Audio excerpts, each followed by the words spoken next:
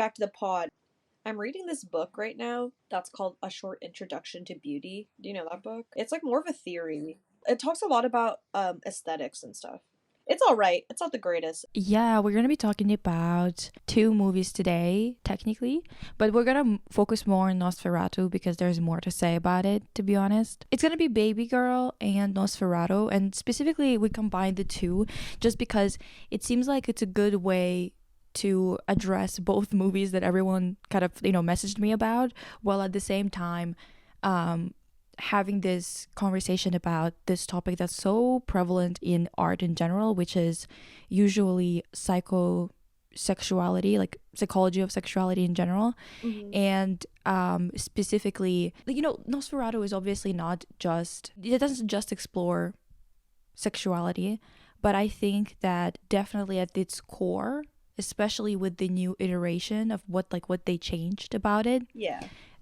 it's definitely one of the main topics. Yeah. So it kind of makes sense to talk about them at the same time. There's not a lot to say about The Baby Girl, to be honest. That movie was it was hyped up. I mean, it definitely was targeting a certain group of people, and I feel like they hyped it up so much. Nicole Kidman being like, I've never ever done things like this before. And I mean, like, yeah, I mean, I guess you probably never drank milk from a bowl on the ground before. That's definitely. I don't think that's a bad thing. I think that's some things that we've never done before. Maybe it's a good thing that we haven't done that. I think maybe you didn't have to. Maybe it's one of those things that you could have gone without, actually. Yeah. Actually, we could have gone without this movie being made, period. I do want to mention the conversation that we're having right now. I think that, honestly, I'm not having that conversation because I don't give a fuck about people who think this. Well, in any case, people online, I see it a lot nowadays, that people are being really, really worried about puritanical culture kind of having an upswing, which I do agree that it's having an upswing, definitely. Yeah.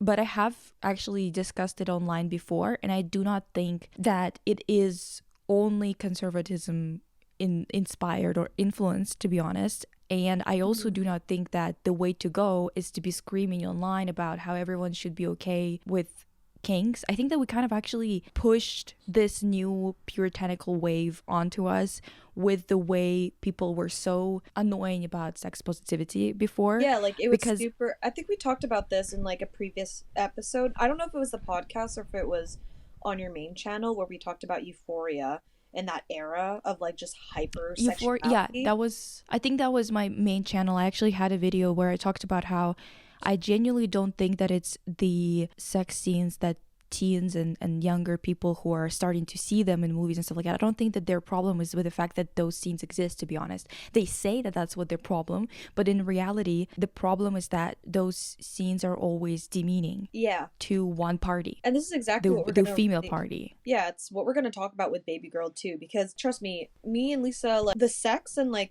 the kinks and like taboo sexuality is actually not really it's like a non-issue for us. We're not really shaming it, being like, oh my god, don't put this type of stuff in movies. Dude, we watched The Last Mistress big screen. Like, and we ate popcorn. True. Like, it's more just the movie sucked. It just didn't do the topic, in my opinion. It didn't subvert anything. There was nothing to contemplate, and it didn't subvert anything, if that makes sense. A movie that's convinced that it's kind of being subversive, which is making it kind of funny because it's not being subversive at all, even in terms of combinations. Because the thing is, for those of you who haven't seen this movie, it's kind of revolving around a couple people. One of them is Nicole Kidman, who's like in her 50s now, I believe. And then it's this guy who's in his late 20s. It's kind of a subversion in the sense of the fact that it's an older woman and a younger guy. But in general, basically, she's kind of going through this discovery of her sexuality or some shit like that. Basically, he starts to treat her like a dog. So he's becoming like dominant in their sexual relationship. I don't even know why anyone thought that this was subversive when they were pitching it even to executives. Yeah, I think like the dominant submissive themes and, for lack of a better word, like these sexual kinks and taboos, it can be subversive, but you have to do a really good job at it because there's like, it's not as taboo in movies as you think. Like, think of the past couple years. We've had so many movies that talk about this topic. At least for me, like, I kind of expect more.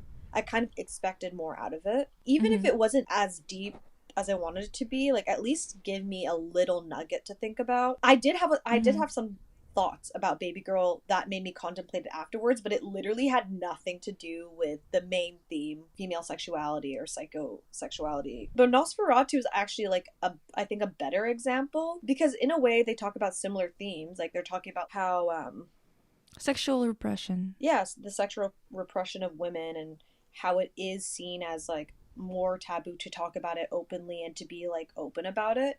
But I think it does it in a more successful way that's actually like intriguing. Yeah, I think like no, I mean, with Babygirl, I think that there's just not much to say because the characters themselves don't have a good connection to each other, or with the audience either. You kind of like don't feel for anyone in it. And yeah, because with her you don't really, that's the thing that actually is so common in rom-coms. And I'm not saying that this is a rom-com, but I'm just saying that it's just common in rom-coms to have the main person, like one of the main people, being with someone, with a partner at the time when they main couple meet each other, and their partner is actually really nice and a really good person, and then at the end you're like, well, I'm actually only rooting for that other person who I don't really get to see anymore. Yeah, and it's kind of like strange. I was rooting. Yeah, I'm like, why is his acting the most convincing one? Kind of the only person I thought had a bit of soul in the movie, you know? Like, I don't know if it's that's because of his acting skills, but I watched this movie with my partner and we were like really excited because I actually love Nicole Kidman's whole discography. Like, is it discography? That's music, isn't it? Filmography. Discography. I love from now on it's discography, you guys. Yeah, I actually like that. Goddamn. Her bops, her flops. Yeah, her bops and her flops. And there is a parallel I want to mention with this Babygirl movie and how I feel like there's a little bit of like this lingering aura of trying to capture Eyes Wide Shut, if you know what that movie is, with Nicole Kidman as well. There's a lot of parallels between the movies, actually. Watching, I'm like, oh, this seems like kind of like the beginning of a classic romantic like rom-com movie, like the way that it was filmed aesthetically and the way the pacing and stuff.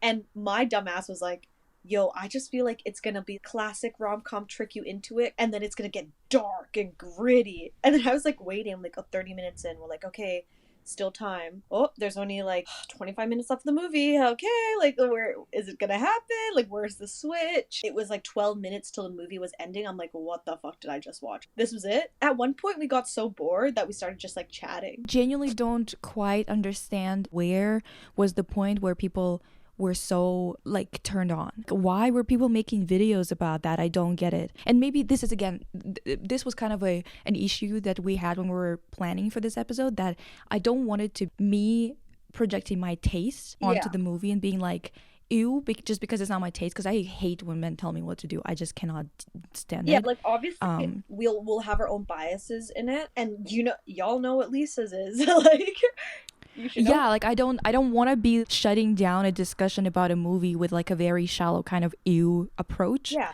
honestly, just because it's not my taste. Yeah, of, like the dynamic, you know. But for me, like, I actually am not opposed to anything these types of movies. In fact, I'm like, yo man, let's bring back sex appeal to Hollywood. No, same. But it needs to be sensual. Like, you gotta seduce me, bitch. Why are you just fucking totally? Like, what is this? That's exactly what it is. Like, I need a movie to seduce me.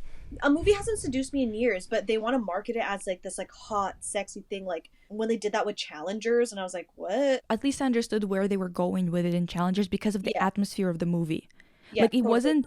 It still wasn't like the thing, because the thing is, I want yearning. I want people to be fucking stumbling over themselves. Yeah. Over how much they specifically want this person. And I always feel like with these movies, it's not about the person. It's always just about them wanting to fuck. This overall, like, to like fulfill their need, basically. I'm still trying to understand this part about Babygirl though, because I do think it can be purposeful where it is just purely about the physicality of it. She's an older woman, or she's just a woman in general, who wants to be dicked down, for lack of a better word. Like, it could just be plain. She's got Antonio Banderas. That's why I don't get it. Yeah, that's why I don't get it either. Come on, you guys. Like it's hard to like her, because the thing is, I don't think you need to like everyone. I love unlikable women, especially in media. Like, I love it just because I love how much they piss everybody off. specifically because women are not allowed to be in any way questionable, and I just love to see them Yeah. being questionable.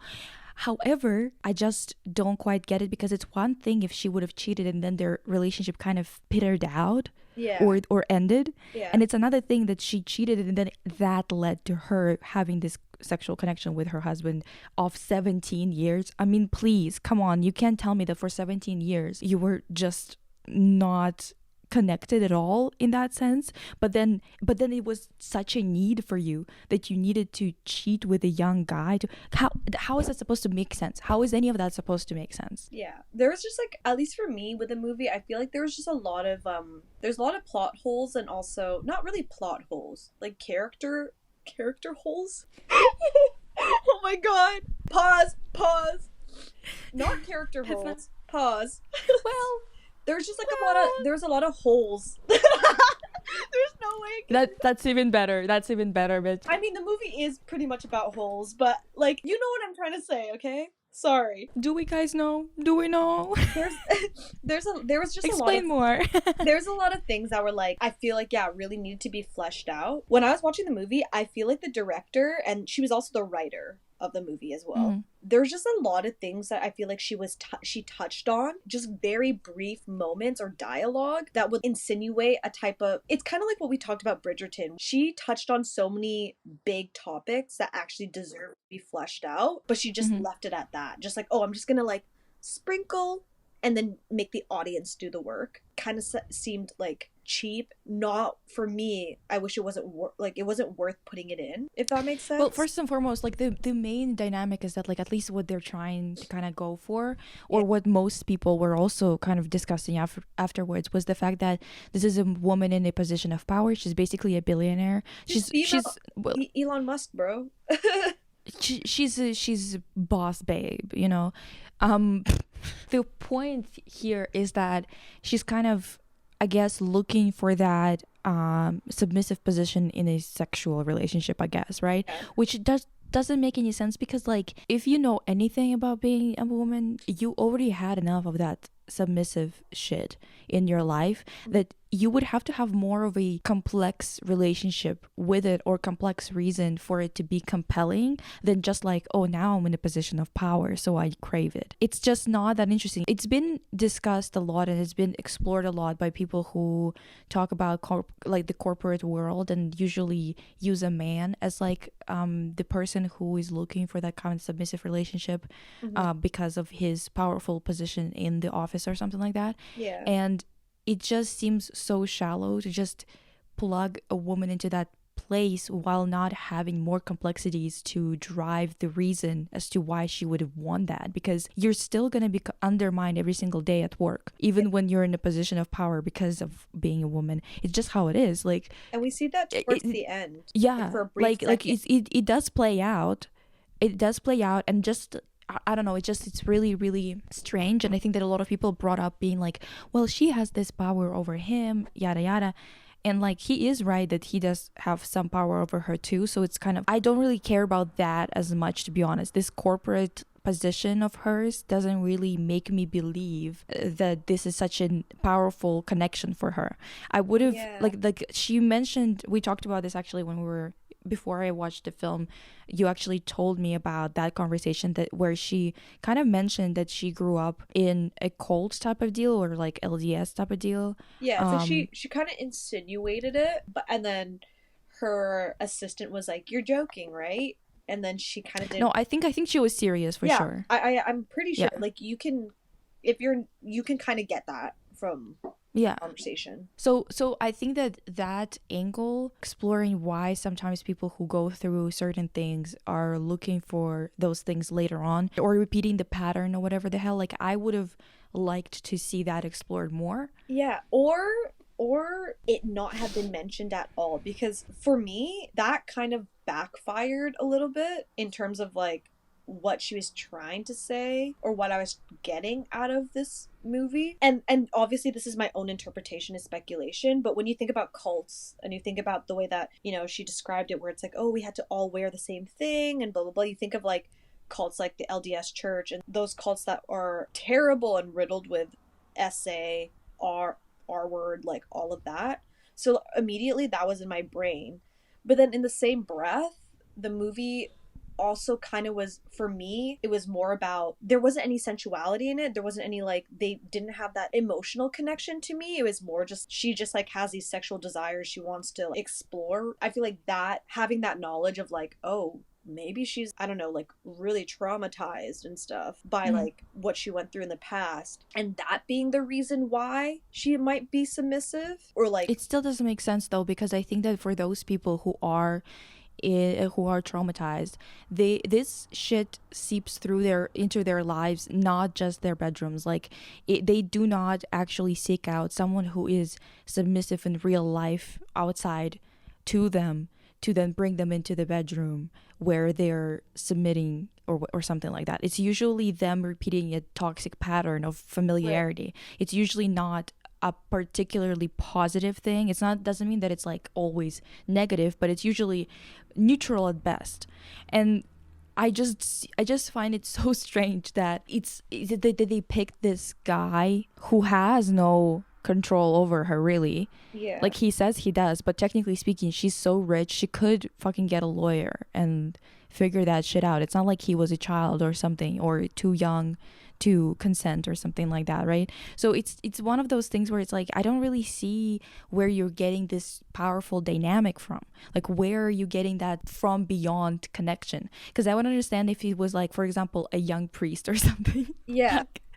I would be like, okay, like there's more going on where it's connected to her traumatizing childhood, where she was so repressed while at the same time exposed to the sexuality of other people and being subjected to it all the time. Yeah. And this time she's like maybe bringing out, like she is enacting her own desires in this dynamic, so she needed to do it this way or something. Like, at least psychologically I would be more intrigued, where here I'm just bored and confused as to why it's not being pushed in any direction. It's like, it's just kind of lukewarm about everything, which is like making it hard to understand her as to why she would do all that, even going to a rave in fucking business casual. That like this things that you kind of go, okay, but why would you do all that if you could just fuck him and move on, I guess. Well, that's the thing, that's why it confused me, because I feel like the director injected that insinuation and that idea potentially, but then in the same breath she wanted a movie that was like, girls like what was that comment we got on Twitter, girls like raw sex. Like, you know, like she's a badass. But then you can't. I gotta explain this to people though, because they don't know what the fuck we mean. Oh yeah, explain what I was talking about. Dude. Real quick, we're gonna explain, because like we need to move on to Nosferatu already, but I quickly on Twitter I had this quote tweeted, someone's tweet about this guy. Basically, a guy posted a picture of his friend who was like really like celebrating, and the caption was something about like, oh, his girl got an IUD. And then another girl quote tweeted it being like, well, I hate when like men do this. Like I have nothing against IUDs, but I hate when men act like this, where they're basically they don't mind you going through something painful or something uncomfortable or being affected like this, just so they could have like just so they don't have to use like condoms or something like that and whatever, and like just so they don't have just a little bit less pleasure or something like that, right? Yeah. She did it a lot more concisely. But I saw a bunch of people commenting on it and jumping on her throat. And this is again why I'm like so confused as to why so many people are so weird about the puritanical shit. Because the thing is, so many people, adults, like you can see those motherfuckers are over 35. Like I don't even, like I'm not even kidding. Yeah. They're all jumping on her throat being like, what the fuck do you mean? And all this like you guys are such Puritans. Keep your hands away from my IUD.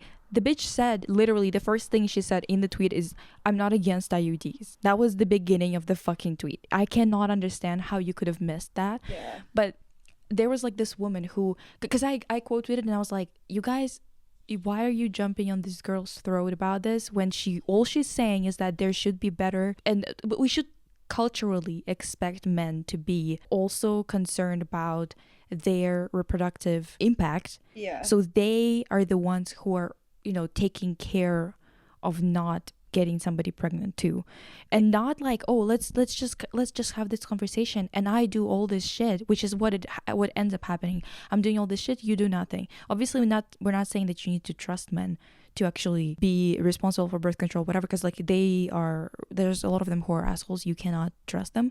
Yeah. But at the same time, it's like, culturally speaking, it's fucking weird. There was birth control created for men and they pulled it off of shelves because there were like too many side effects, and the side effects in questions are only 7% of the side effects that the best birth control for women is. Yeah. Like, do you know what I mean? Like, it's obviously not normal. And then this woman who's literally had her birth year in her fucking name. She's 10 years older than me, at least. She called me a lady, by the way, too. Like, oh my god, lady. I was like, bitch, not you calling me lady. Yeah. Anyway, it was so funny because she lost it at me in the comments, genuinely attacking me for trying to remove birth control from accessibility or something. And I was like, that's literally not what anyone's talking about. And I'm so concerned that 40-year-old women cannot fucking get it together. They cannot understand like a tweet. It's horrifying, actually.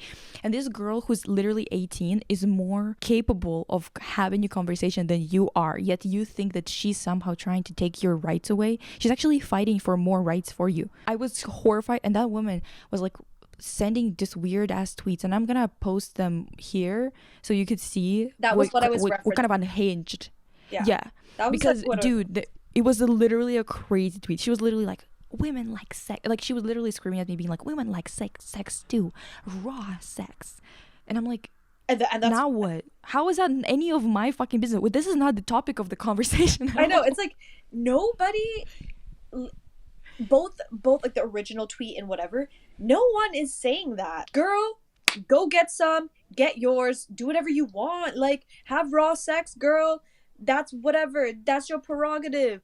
I think the point is, at least even in a more simple terms, I would be so cringed out if my hetero male partner was like so happy that I got an IUD not because it protects me and, you know what I mean, like all this other stuff, but like because he can smash it raw. Like, yeah, that's so embarrassing. I would probably shoot him just to make sure that that there's no traces of him existing. Like, I would erase him from history just so I'm not connected to him in any way anymore. I would be like because it's just embarrassing. Yeah, it's just cringe. It's like, just cringe. Ew, like, really? Dude, I bet this motherfucker is the same guy who didn't come to our appointment, didn't pay for the IUD. No one is it's not about the sex. No one is fucking shaming you for the kind of sex that you like. It's just like, I got so pissed at her at the end because I was like, I cannot anymore, because she kept on like tweeting me, you know. I just wrote back to her being like, bitch, if feminists of like back in the day 100 years ago were like you, we wouldn't even have the right to vote. Like, because apparently feminism is just taking what we've got, what we fought for forever, like get those rights and then just sit down and take all the other shit that's like not right. Because apparently feminism is about only taking what's already been done, not about fighting for better. Yeah. Apparently that's what all of us should have done, because back then people thought it was a crazy idea, and also everyone was like, oh my god, they're gonna roll back on our other rights if we get to vote. Yeah, but also like, do you understand what you're saying? Yeah, she's also basically said that if everyone was as dumb as you are, we would have still not even had the right to vote. We just wouldn't have rights, period, at all. You know what it's giving? She can say this because she's like one of those feminists who only care about what affects her. Like, she doesn't understand that, you know, like talking about pushing for more rights for IUDs and like protection and all these other things are actually really beneficial for the people who really need it and don't have the privilege to only worry about having raw sex, like, you know? Exactly. You're just like a privileged person who only thinks about how these rights and protect you, the person who needs the least amount of protection. It's just like, I can't. It's like, and it's like her being like, do not agitate them because they might take away this from us or something. Oh, okay. I think that at this point, if anyone tries, which they are trying right now, and I'm suggesting this for real actually, if they're gonna be doing all this shit and like rolling back on the rights that have already been won, which is not even an equivalent of the rights that other people have in this society, by other I mean obviously men, I suggest we start killing. I don't think we should be doing any like peaceful protesting. I don't think that we should be doing any of that, because the time has passed. We've been subjugated for thousands of years, what's the point? Why not just kill all of us? At this point, honestly, I'd rather take an apocalypse than roll back on my rights. Yeah. Genuinely. Yeah. So just saying. We're halfway there. And also we're also make a pact, just for those of you who are worried about your body being left behind or something like that, for those motherfuckers to do something with it.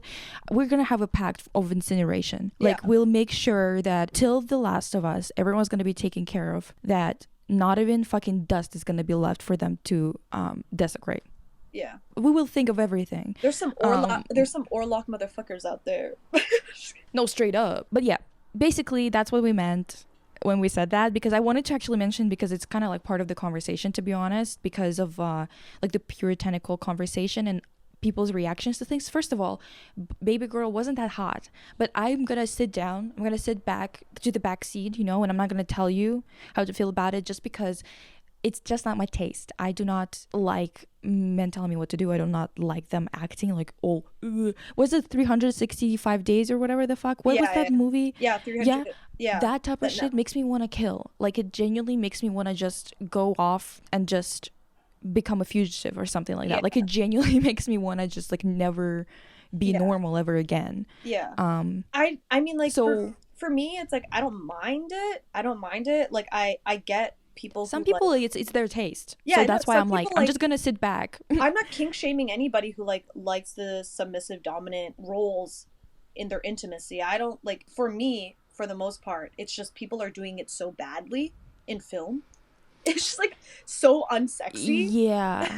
Yeah. Like, I definitely think that there's some moments I can see how this could be hot in this movie or in that movie or whatever. Like, that's what I'm looking for. Even if that's not my personal taste, I need to be convinced that there's psychologically and physically and whatever very interesting for this character. And I just didn't feel like it was in any type of way that impactful, except for her acting like it is. Yeah. You know what's so funny? Because I knew before, when we were talking about how we're gonna talk about Babygirl and Nosferatu and stuff, I like talked to a couple people, and these are not really my friends, like my close friends, because none of my close friends watched it besides me, but like just acquaintances and stuff. And I was like, oh, like, what'd you guys that I knew watched Babygirl? I was like, oh, what'd you think about Babygirl? And they like loved it. And I was like, oh, what did you like about it? But the only thing that they actually liked about it was the guy. Like, they're like, he's so hot. And I'm like, well, let me guess. You really liked him in that tank top, that gold chain, in his jeans, and a black zip-up hoodie. They're like, yeah, oh my god, he was so hot. Like, they actually didn't like anything about the movie. They just liked the guy in it. Like, that's how I knew, though, that I'm like, yeah, it's not a very good movie. I think we should move on to Nosferatu. I think that honestly 40 minutes on Babygirl was way too much. I'm gonna cut this shit out of it. I'm sorry. Yeah, cut it. I just don't think it's gonna be that interesting. And I was like thinking for a second, I was like, maybe we should make this like an episode. And then I was like, ew, no, I'm not gonna have don't. Not a whole episode on Babygirl, like, please. Speaking of that's some Orlok shit, let's talk about Nosferatu. There's so much to say. I'm afraid that I'm gonna that it's too much. Girl, for one episode, to be honest. Like, we might gonna have to do a part 2 maybe, because I just it's so strange. Okay, first of all, I watched it just yesterday, all right? And a lot of people I know watched it a long time ago. Well, not a long time ago, but when it was in theaters and it wasn't available anywhere else. And they were like, it's really interesting, because I felt like a lot of people said that it was too sexual. Really? And I was... Yeah, I heard that, and I was kind of like expecting, like, going into it, there's gonna be some fucked shit in there, you know what I mean? Yeah. And like, was there some of it? Yes, I guess, but I honestly understand that I have a high tolerance for this type of bullshit, just because I'm so used to art.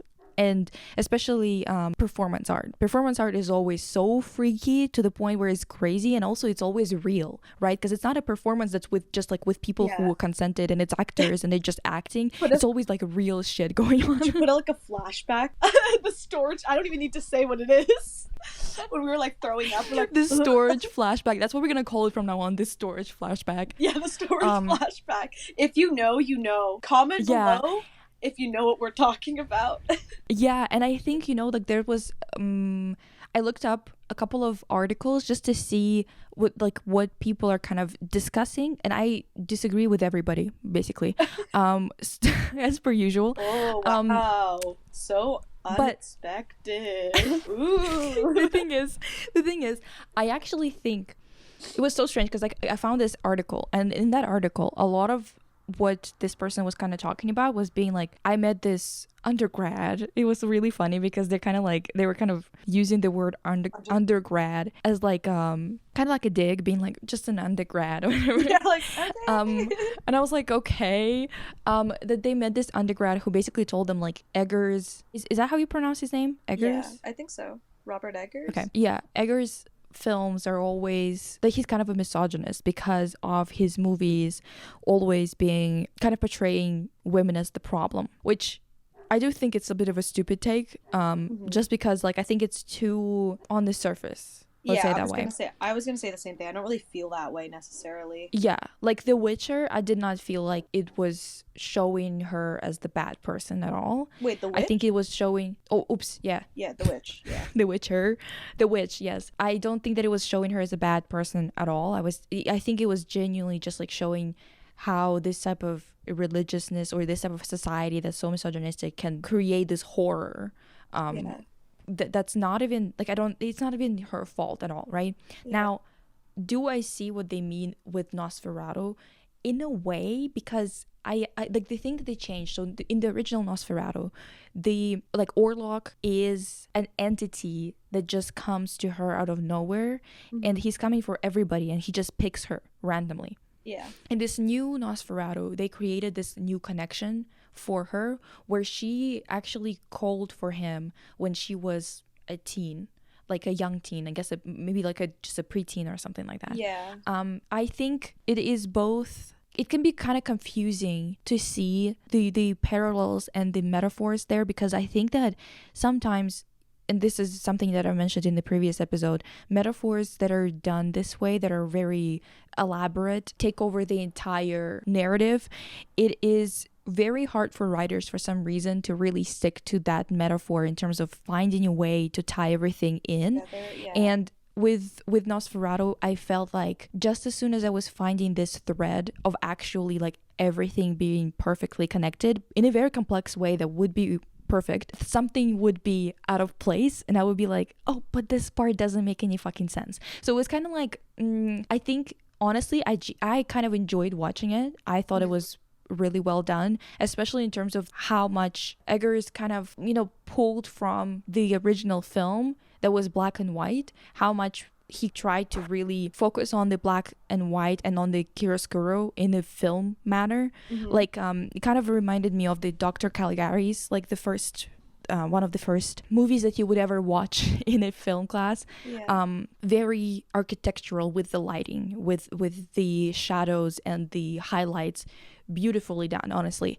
And there is something that I find really compelling about the fact that she had a connection with Orlok. Now, a couple of things that do kind of make it weird for me is, first of all, I thought that if they would have shown how this male obsession with purity is destructive, I thought that then the end where she dies, sorry to say, sorry to give you a spoiler, but she dies at the end. I mean, like, I think that you probably knew that if you watched the first one or if you heard of the story, but regardless, she dies at the end, and it would make sense that this carelessness, while also being so cruel, while also being so misogynistic, could lead to this end, which would also be a perfect kind of parallel to the way that women in real life always choose to, well, not all women, because I'm not gonna do that, sorry to say, but because I'm an asshole, and I force myself to not have empathy for people who don't have any empathy for me, but they always choose to sacrifice themselves for the sake of everyone else, even though the situation that's upon you and the problem that's around you is caused by men and their hatred of women.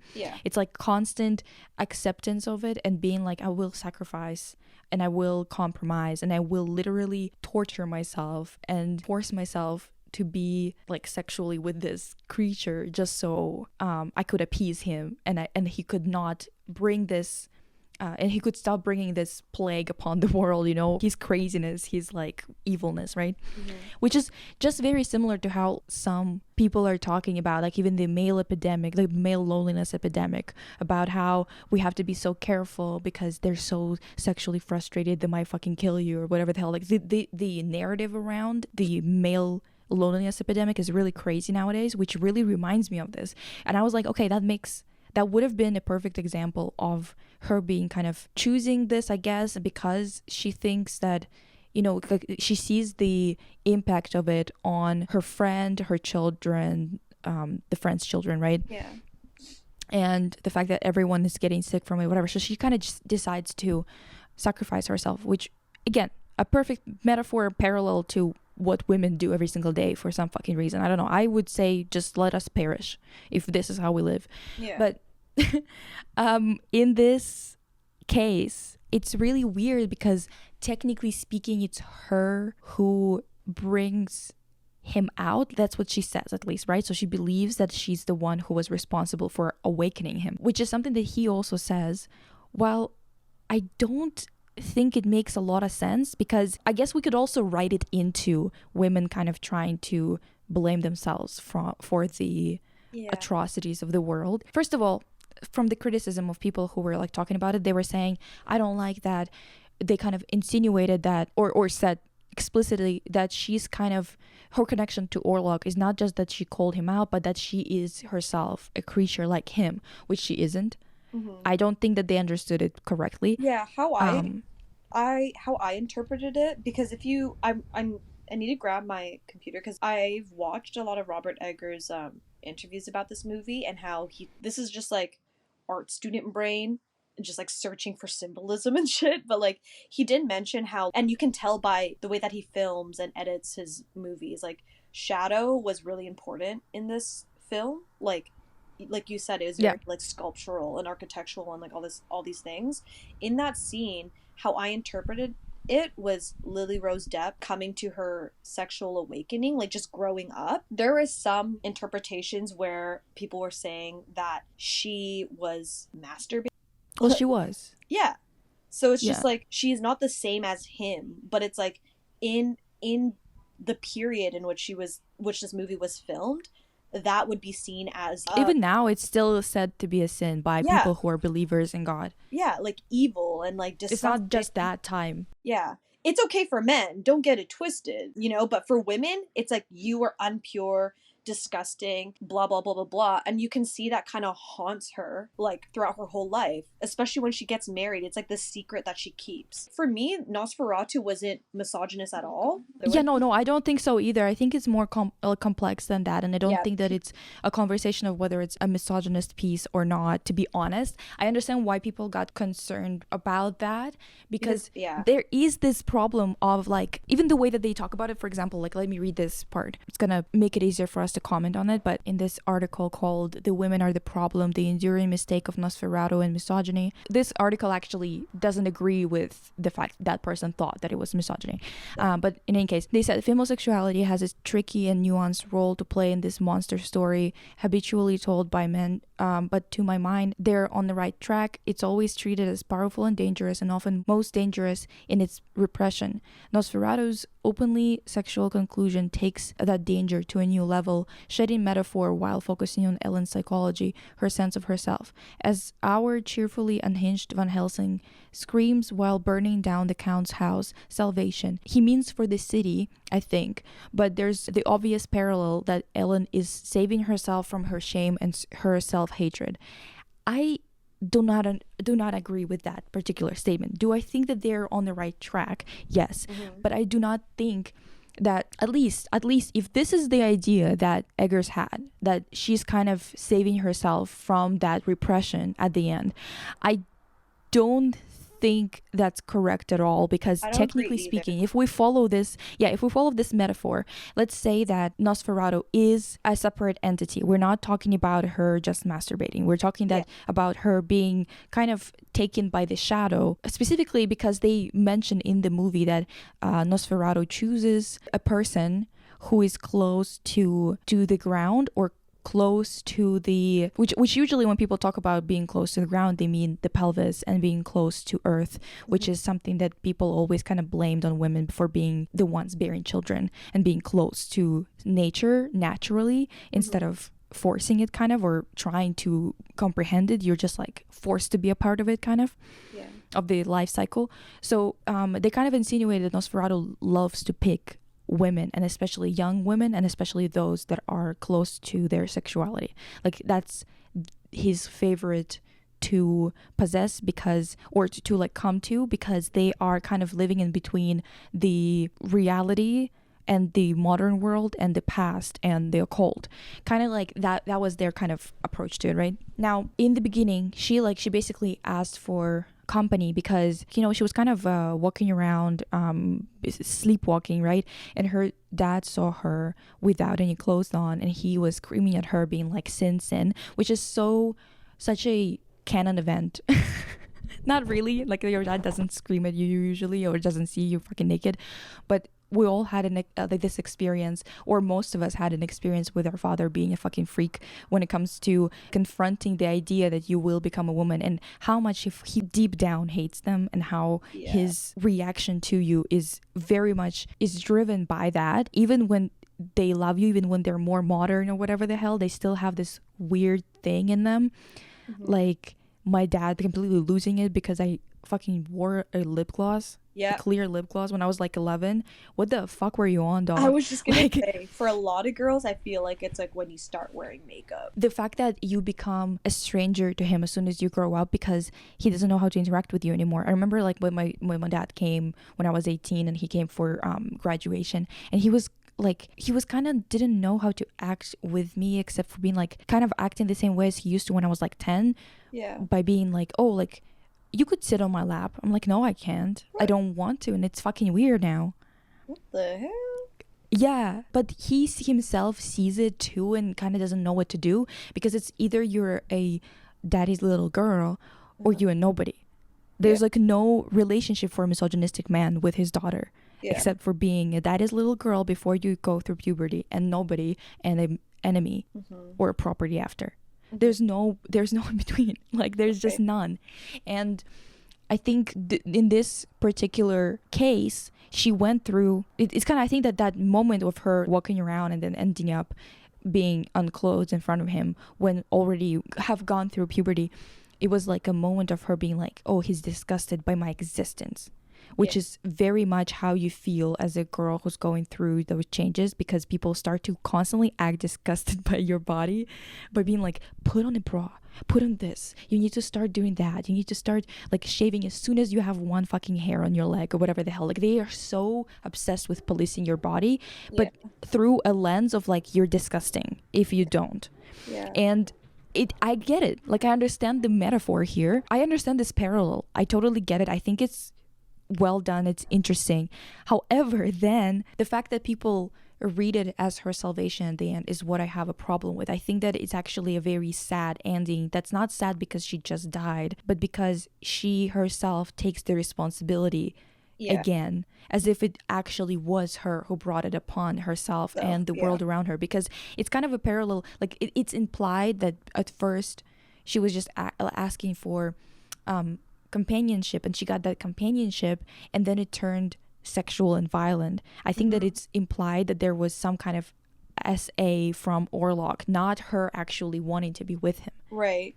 And it's again a parallel to how girls end up in those very abusive relationships, especially in the beginning of their lives, and especially if they are not taken care of in a loving way by their family, in that sense, because they are pushed out into the world. That's a really that's actually, I didn't even consider that when I first watched it. That's actually like a really like that take really makes sense. Yeah, like he screamed at her about being disgusting because of her existing. And then she was lonely and she didn't have anyone, so she wanted companionship, and this shadow figure, this embodiment of the devil, as they say, it's the this Wicca. How do you call a guy who's like a witch? Bro, I don't know. So let's say a Wicca, whatever the hell. Orlok was a guy who was practicing black magic when he was alive. Then he died, and his body, the devil decided to preserve it and use it as a vessel to be an embodiment of his evil and bring upon bad luck and disease and deterioration, wherever it goes. Mm-hmm. Now, that's why Orlok has a physical form, and he's not technically the devil, but he also is, because the power that he's using and the fact that he can be alive is because of him, because of the devil using him. She's a victim through and through, and at the end, her, like, yeah, she has agency. She's not a very a girl who's just like being thrown around in the wind, and she doesn't actually have any power. She seems to have a really strong connection to nature. In the movie, they talk about nature and about how nature is the sign of God. So like the wind passing by is the sign of God protecting you and whatever. And while her friend is talking about it, Anna, I believe, Ellen is like, but I feel destiny. I don't feel protection. And it's because she is being kind of fueled, I guess, by nature, which in turn is God in this movie. Yeah. She's kind of the embodiment of everything opposite to Orlok, actually, even though both of them are the occult, basically. Yeah. So to me, the ending is not about her salvation because she accepted her sexuality or that she stopped being repressed. Yeah. It's more about her sacrifice, and it is sad. And I don't know, I think that as a movie, that's okay. I do want to talk about it, though, in terms of life. If we read this movie this way, in this particular fashion, I do want to talk about the fact that this is not something that should be continued. I think that if you are consistently trying to destroy nature or to destroy the woman or whatever, it doesn't mean that the woman should always be choosing sacrifice. I feel like maybe this time we should choose annihilation. Yeah. I don't think it's fair. I don't think it's fair for Ellen. And I understand that she chose it. I'm not saying that she doesn't have agency. She does. She's also told by Van Helsing guy, the one at the end who's burning everything, whatever.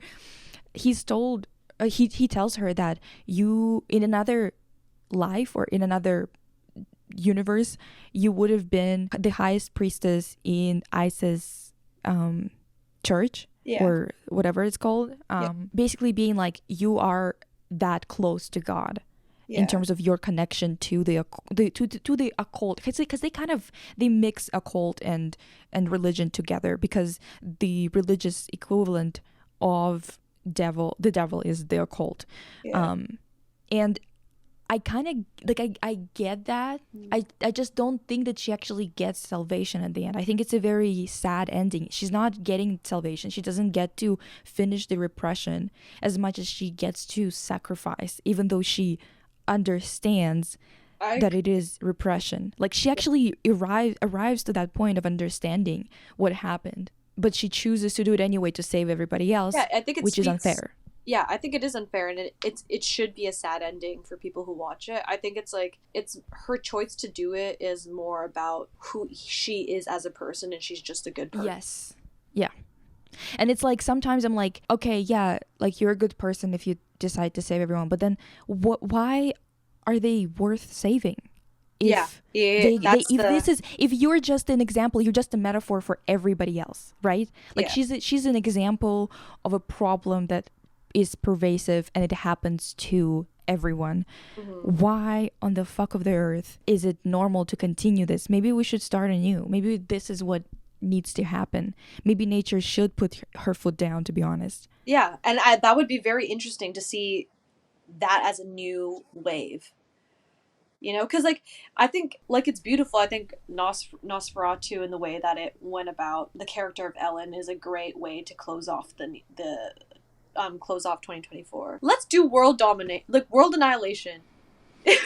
yeah like, it's literally like, at this point, it's either you choose fascism or communism, and you either choose to actually cooperate, or we're gonna have to choose annihilation, because we're not living in fascism.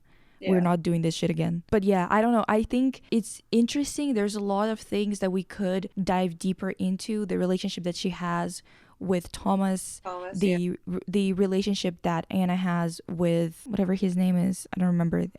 Aaron Taylor Johnson plays him.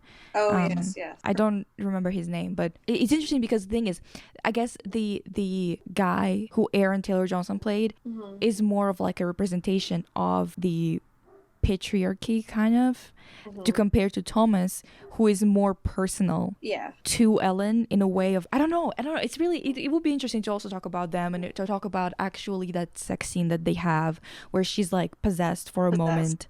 And also I want to talk about the fact that, to me personally, I think Thomas was also essayed by Orlok. I think he also drank from his heart. And he was doing it over multiple nights, the same way as he was doing it to Ellen. Yeah, definitely. And he was in complete confusion, didn't know what the fuck was going on. And it seems in a way that the moaning and sighing was going on, especially in the bed. It was definitely a parallel. Like, it wasn't accidental that he was moaning there. I'm just saying. Yeah, totally. Like, it was definitely a combination of those things. And I think Thomas kind of gets a taste of that darkness too. Like, he's more connected to Ellen after the trip. Yeah, agreed. And I think that would be worth talking about too, because I genuinely was like, oh damn, he also got to say that's crazy. I mean, because I haven't heard anyone talking about it. Yeah, if you want to hear us talk about it, join our Patreon. Let us know, because I have a lot of thoughts about this movie, actually, to be honest. Hop on the Patreon. And you know, I had, the more I talk about it, the more kind of like my thoughts become more nuanced, because in the beginning I was like, like every single thing that was happening, I was like, I don't know if I like this metaphor that they were going for, because from the beginning I was like, are we here again with this blaming everything on the woman type of shit, right? But then I think that the more you read it and the more you pay attention to the way that the men were affected and the way that especially Thomas, I think, would be really interesting to explore in that sense, it becomes a lot more complicated and interesting. But I do understand why some people have this reaction of being like, oh, it's always the women who are the problem, or that they might think that Eggers is misogynistic, because technically speaking, she does take responsibility for something that she didn't do. Technically speaking, it's an unfair ending. Technically speaking, she doesn't get salvation. Technically speaking, she's doing something that like, she didn't do it. She was a child. So yeah. But I think that when you look at it a bit more, you understand that I think he was going into the direction of actually showing the reality of the situation and not a moral of the story. Right. The reality of the situation and not what he would think would be fair. Just because of how aware Ellen is of the fact that it's not her fault. Because she says it multiple times. She says it to Orlok. Before I watched this movie, I was under the impression that she actually succumbed to his seduction, because that's how people talked about it. They were always like, I don't get why she would want to get with him. And I'm like, she didn't want to get with him. What the fuck is going on? Like, because it kind of became like a funny meme, and people are just like, yo, man, she has kind of a crush on, like that. She kind of has a crush on Orlok. I'm like, guys. Yeah. It's so stupid. First of all, it's stupid as hell, but do I love that meme of you should sit on it? Yes. You know what they remind me of? Like, their relationship. It's kind of like Voldemort and Harry Potter. You know what I mean? Where they're like kind of connected and shit, but they are also like the antithesis of each other, but there's something, there's a common ground between them. Yeah, and both of them have some kind of darkness in them. It's just, and I think, you know what, also the question of darkness, I think it's also showing, like, she has that darkness in her. He is darkness, basically, honestly. Yeah. But he tries to call out to it in her, being like, we have this same thing, this common thing, right? Yeah.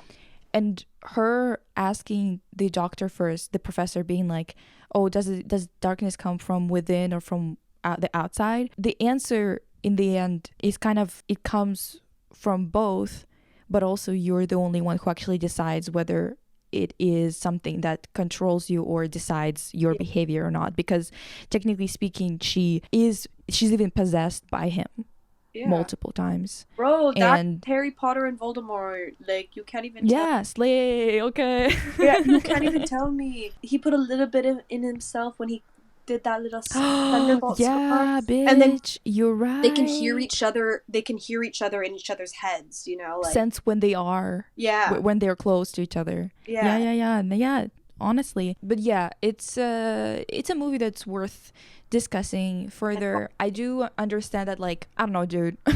It's I still think it's funny, like that video that you should sit on it. I fucking love it. I think it's so funny. I want it, like, every time I hear it, I'm fucking crying laughing. You know, it'd be so funny to do an edit that's like the baby girl meme of like the guy snapping and be like, get on your knees, but it's like Orlock, get on your knees. No, you should sit on it. You should sit on it. And she's like, how did you tell that dog to stop it? Yeah, but basically it is a stunning movie too. Beautiful. The costume design, absolutely fantastic. I was just gonna say the Romani outfits were done so well too. Like, they actually snapped on that one. Costuming was impeccable. Yeah. And the churches actually looked Eastern European, so slay, I guess. Well, instead of fucking Catholic out of nowhere. They did film it in Transylvania, didn't they? No, I'm pretty sure they did it in Poland. Oh, what the fuck? What am I thinking of then? They might have gone to Transylvania for some moments or something like that. That could be the case. Not gonna lie. I thought I read that about like the castle or something. I don't know. The castle probably, yeah. I don't know. Dude, I'm not sure. I know that they definitely used a Polish production company for a lot of it. Yeah, that shit was awesome, honestly. Like, aesthetically, visually, it was great. I think Lily Rose Depp did a good job.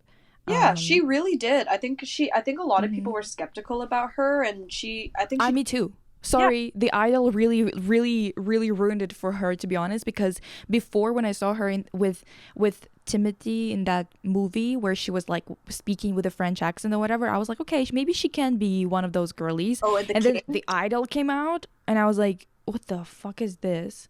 Okay, I want to give her credit in The Idol, though, that episode 2 where she kept repeating her she did a good job in that. Yeah. Okay. Yeah, that scene was good. But I think that, honestly, it's just she had nothing to work with. It was just that badly written. Yeah, it was so bad. I didn't think of the actors in The Idol as good or bad. I was just like, this is nothing to work with. The Weeknd is terrible. Point blank. The Weeknd is terrible, sure. But he's also just...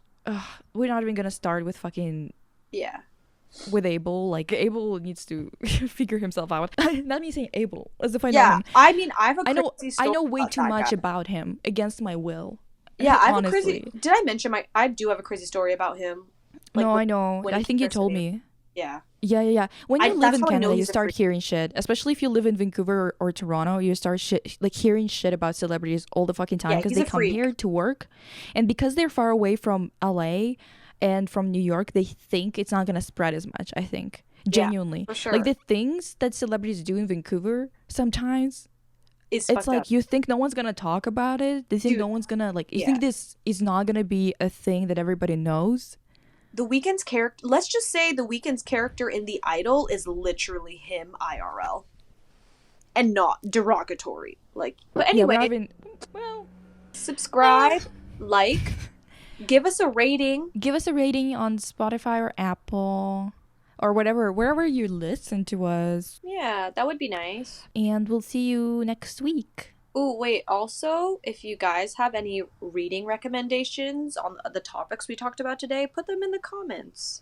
I actually have a couple. Oh, really? Okay, yeah. I really like reading more about like what we talk about, and then also what your takes are in the comments. What your takes on the movies. I would love to read them too. Yeah. Okay. Bye. Bye.